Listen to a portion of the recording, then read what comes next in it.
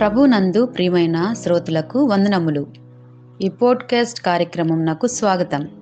మీ అందరి కొరకు ఈ కార్యక్రమమును ప్రసారం చేయుచున్నాం. విని దైవాశీస్సులు పొందుకోగలరు.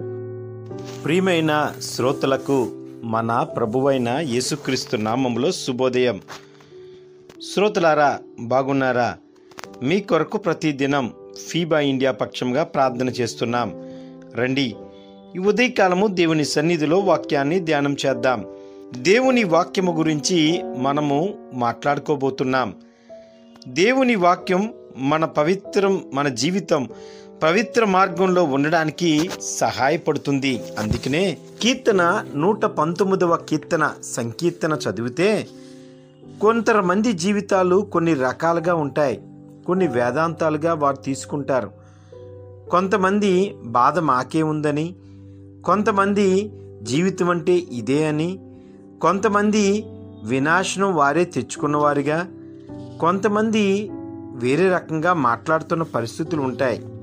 ఏదైనప్పటికీ ప్రతి వ్యక్తి తన జీవితానికి ఒక తత్వాన్ని ఏర్పరచుకొని దాని చుట్టూ తన జీవితాన్ని అల్లుకుంటూ ఉంటారు. ఈ ప్రాథమిక తత్వం పిరమిడ్ యొక్క శిఖరం లాంటిది.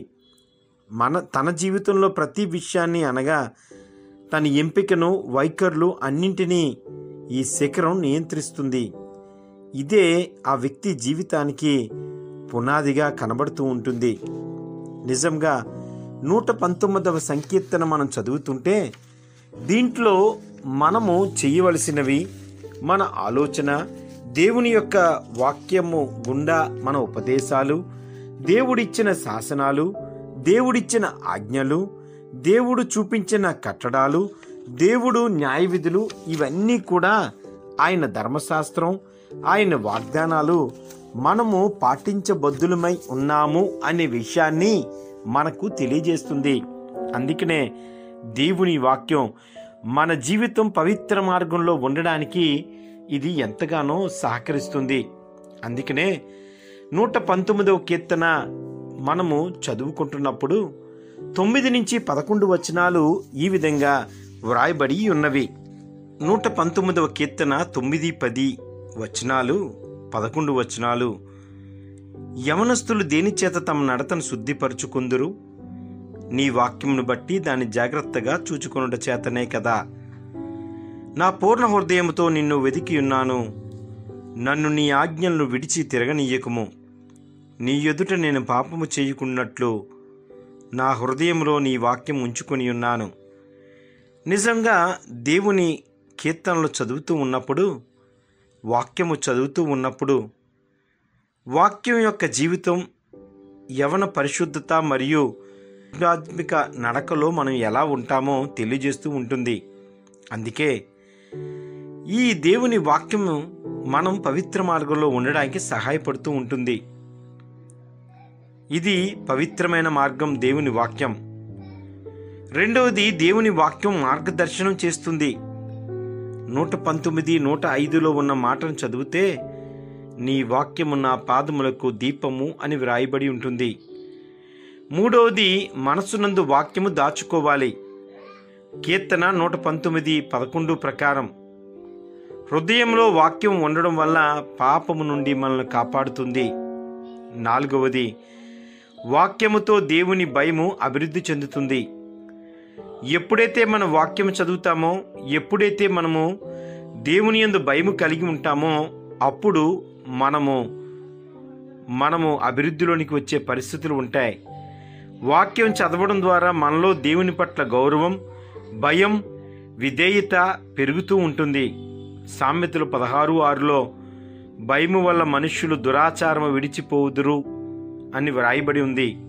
ఐదవది, ఆయన వాక్యం ధ్యానం చేయడం వల్ల, చదవటం వల్ల మన నడకను పరిశుద్ధంగా చేస్తుంది.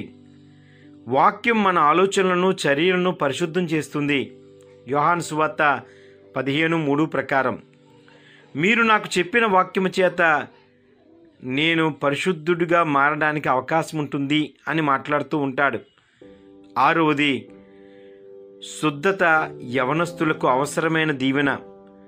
పరిశుద్ధంగా ఉండుట యవన స్థితిలో ప్రయోగాలు ఎక్కువగా ఉంటాయి, కానీ వాక్యంతో నడిచిన వారు చివరి వరకు ఘనమంగా నిలబడగలరు. అందుకే 2 తిమోతి 2:22లో మనము దేవుడు యవనస్తుల కొరకు మాట్లాడుతూ ఉన్నాడు. 7వది, ఆయన వాక్యం మన హృదయాల్ని మారుస్తుంది. మనసు నూతనీకరణ చేత మారిపోవడానికి కారణం దేవుని వాక్యమే.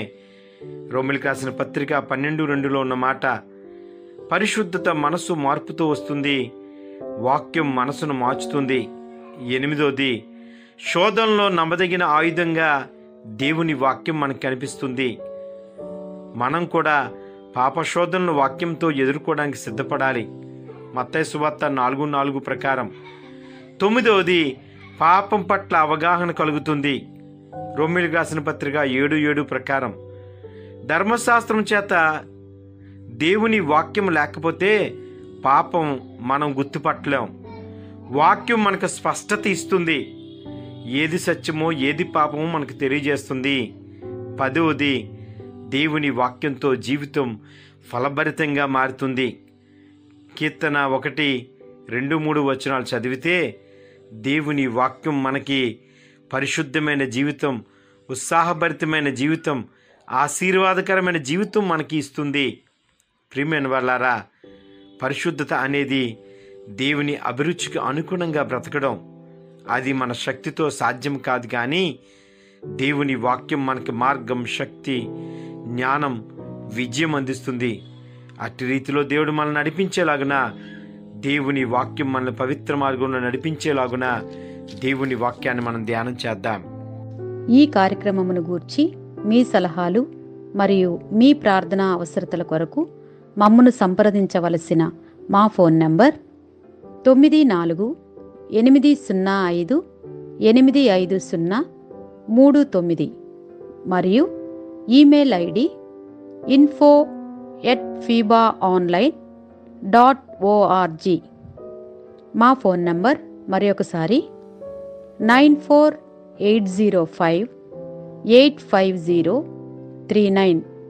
Email ID info@fibaonline.org.